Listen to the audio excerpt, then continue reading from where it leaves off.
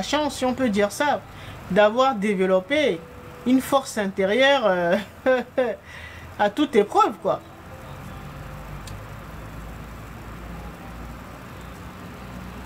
Je savais que l'enseignement qu'il dispensait m'attirait. Même si je ne comprenais rien, je savais que ça m'attirait. Donc, je ne pouvais pas me l'expliquer, mais je savais que c'était lui qui pouvait m'aider.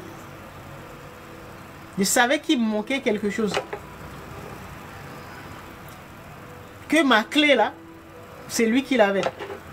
Même si je ne comprenais pas de quoi il parlait. C'était nouveau pour moi. J'avais besoin de me souvenir. J'ai su dompter mes peurs. Parce que l'ego t'envoie des peurs. Il réveille des anciennes blessures ou des peurs de ton passé pour te dissuader. Parce qu'il est là pour te protéger.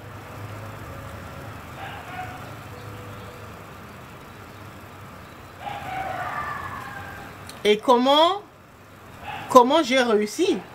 Je vais en reparler, j'en parle souvent, mais je vais en reparler. Donc, j'étais obligé de reconnaître que il me manquait quelque chose. Il me manquait quelque chose parce que je ne comprenais pas. Je ne comprenais pas comment je pouvais être attiré par des informations ou des enseignements qui en même temps que je comprenais pas.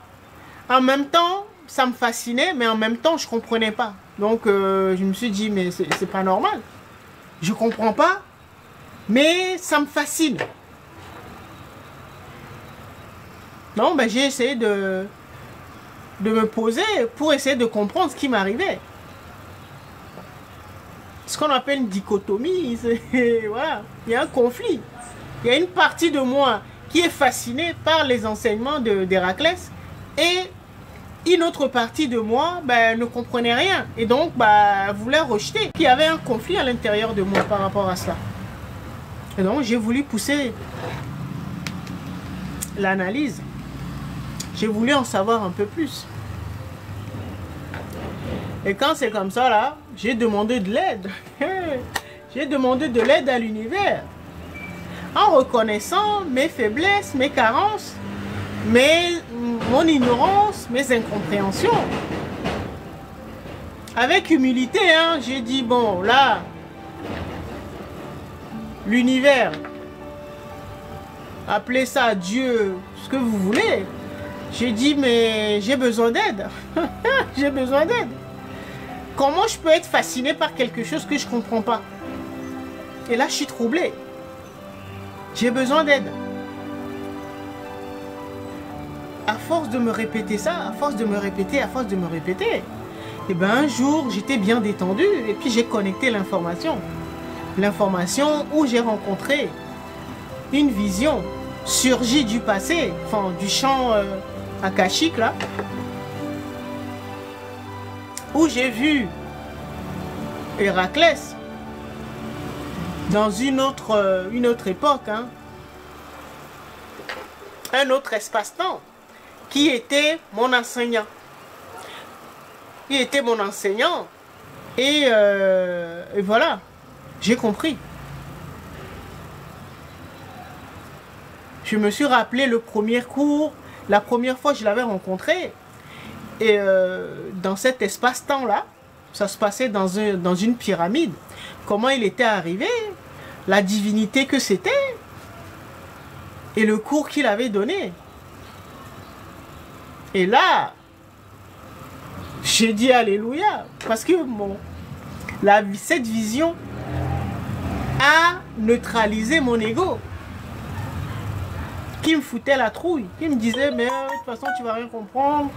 Et puis, certainement, tu n'as pas les moyens. Quelqu'un qui parle d'un truc comme ça, comment tu vas trouver les moyens pour payer des cours de physique quantique et tout ça?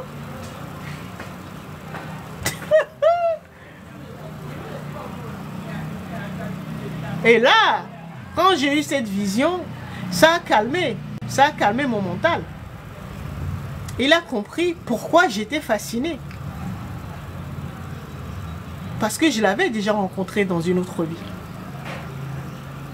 Il a été mon enseignant.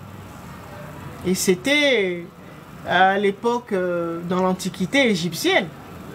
Et donc c'était dans un temple, dans une pyramide. Il m'avait initié. Et donc, voilà.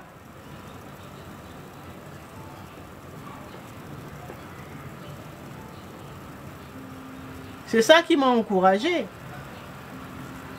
Parce que mon mental a compris, mon ego a compris qu'on avait vraiment besoin d'aide. Après, il m'a lâché. Hein. Il m'a lâché les baskets, comme on dit. Tout le monde est capable de faire ça. Mais pour pouvoir avoir accès à ces visions-là, il faut un travail. J'ai eu un cheminement jusqu'à arriver à l'épisode Raclès. Là, moi, j'ai compris que c'est un autre niveau. C'est quelque chose qui me dépasse. J'avais en face de moi un grand maître. Une divinité. Le grand maître Thoth, ou Ptah.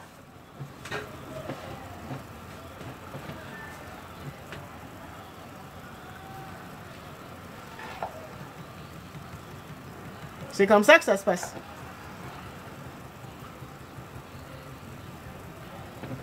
Et cette vision-là, ces genres de vision, quand vous êtes confronté au parasitage de votre mental ou de votre ego, ce sont ces genres de visions qui vous aident.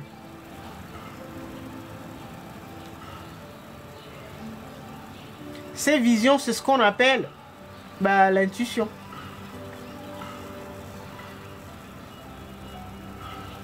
C'est une sagesse, une connaissance qu'on ne s'explique pas, mais qui jaillit des profondeurs de notre âme, de notre base de données. Donc une ancienne vie. Donc il faut pouvoir s'organiser pour pouvoir renouer avec ces genres de visions. Ces genres de solutions, de directives. Parce que l'intuition, c'est une guidance.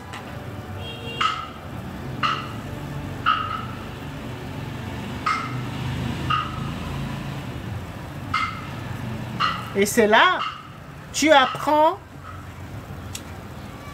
si je reprends, voilà, tu apprends à réconcilier et ton âme et ton esprit pour qu'ils travaillent ensemble. L'esprit, c'est ce que j'appelle le mental ou le mental ego.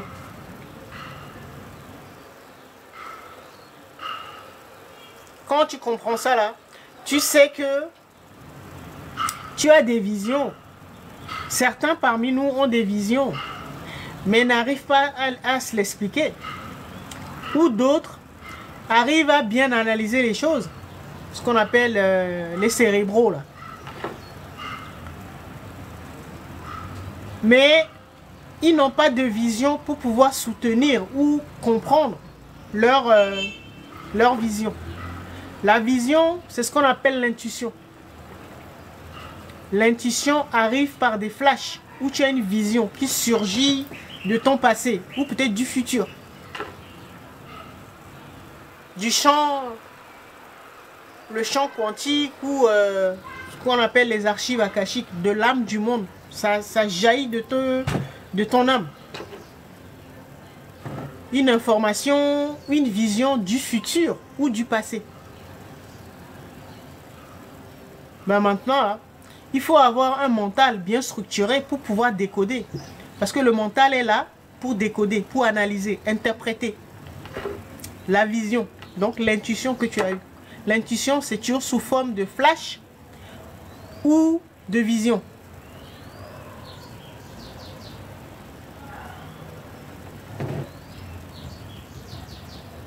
D'accord? Vous voyez qu'on revient toujours à l'âme et à l'esprit.